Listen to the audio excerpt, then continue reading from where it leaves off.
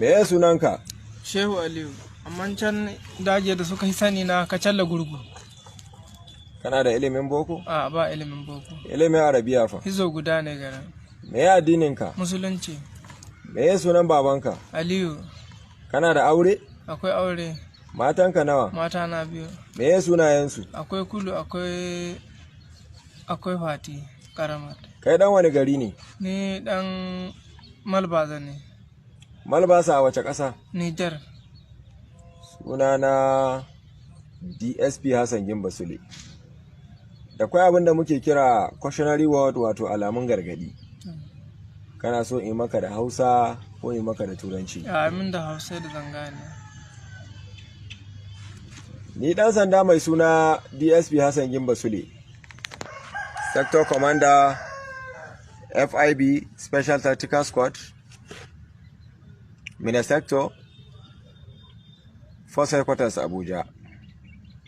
Wanda ke tare da ni nan DSP Hussaini Gimba Sule, Sector Commander FIB STS, Kaduna Sector, Force Headquarters Abuja, under the command and supervision of DCP Kolo Yusuf. Ni dan sanda mai suna DSP Hassan Gimba Sule, na yi niyyar gabatar da karanka a gaban kotu. Shin kana da bayani da zaka iya yi? Akwai bayani. Kan fashi da makami, garkuwa da mutane don an san fansa wato kidnapping, da alaka da miyagun bindigogi da alburusai wato halsashi da muka kama ka da su masu kirar AK-47 da kuma AK-49. Akwai bayani? Akwai bayani. Ba tare da mu 'yan sanda muna tozarta maka bane ko bisa ga alkawari, kai Shehu Aliyu da aka fi sani da sunan daji Kacalla Gurgu, don ka gaya mana gaskiya.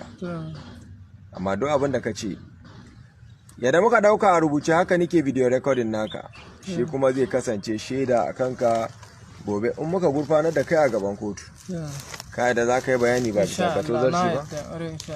To ka yi bayani mu ji. Lalle ni an kama ni a garin Gada da bindigogi guda biyu da ammunition 960. Ammunition nawa? 960 ga sunan. Suka kama da su abinda nika so su san naira 1000. Ni shigo nan 1000 da naira 100 nika saida su. Sannan wannan 650 nika sayo ta, ni shigo nan 700 nika saida ta. Wannan 900 duna nika sayo ta, ni shigo nan abun nika saida ta miliyan guda. Hakan nika saida ta. Sannan akwai can masu gidana wanda duk nika zuwa an so wajen su. Suna da wata mota, wata jeep, wata baka haka. Ai wani wuri inda za a aje su a baza su, kamar waɗannan bindigogi ana iya jera ƙwara 70 ko 60 haka, sai a jera su mutum bai gane sai a rufe.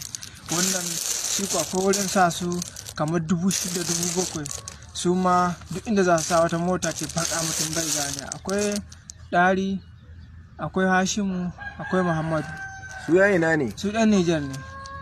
Sannan wanda koya min shi sana'at Muhammadu ne, amma mota buge shi ya mutu. Shekara nawa kana sana'ar nan? Shekara 3 ina sana'a.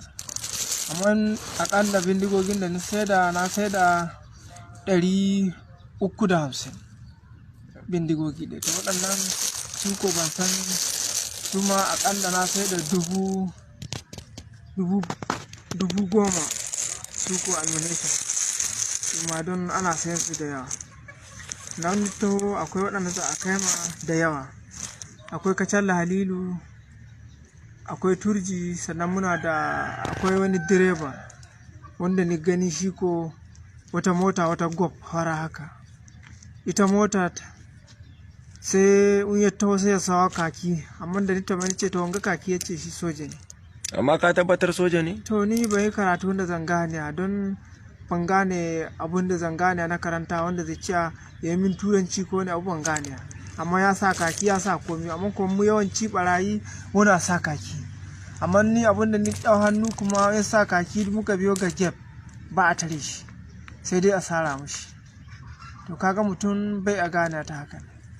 Shi sojan muka taho yana ɗaukowa, kaga mun ka shigo can ba Kacalla Halilu, Turji, sannan muto nan ana kama Dogo Gide, ana kama shi Ƙawaje, sannan ana kama su su waɗanga su ko su ɗan gaske na sai dan mai yake guda 10, ɗan muhammed na sai dan mai guda 10, sayyadi na sai dan mai guda 10, basulube na sai dan mai guda 10. sannan akwai wasu waɗanda an kai magana su ko yake guda 10 waɗanda za a ɗauka da wajen ta gina zuwa bunza. Da soja zan sa sai motar soja ta lalace, shi wannan wanda ka ce a soja ne sai an ka kira wani sai an ka sa sai ya kai su guda 10 an ka kai su. Amma sana'an ga da kake yi na bindiga da alsashi, me ake yi da su an kawo su nan ƙasar Najeriya? An ka shigo da su waɗannan ana fashi da su, ana kore shanu da su, ana ƙone garuruwa da su, ana kashe mutane su. Bayan kai akwai wasu masu halaka da masu sai da bindigogi da suke kawowa nan Najeriya da ka sani? Gaskiya waɗannan duk ba wa su ba, don ni dai ka zuwa can amso, amma duk wanda ka zuwa can gaskiya ba wanda ne waya, ba wanda ni sani. Amma babu wanda kai kake ba suna ba mutane kuma? Akwai wata mata wadda a tsafe na ba ta 6,000 har sau 3, sannan ni ba ta 2,000 kuma duk abin da su yawa ta kai musu. Za mu tsaya daga nan, muka sake samun wata hujja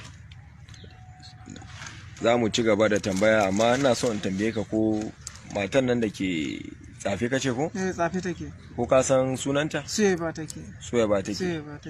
To za mu dakata daga nan da kwai wani hujja za mu ci gaba da bidiyo recording naka. Allah sawaka. To amin.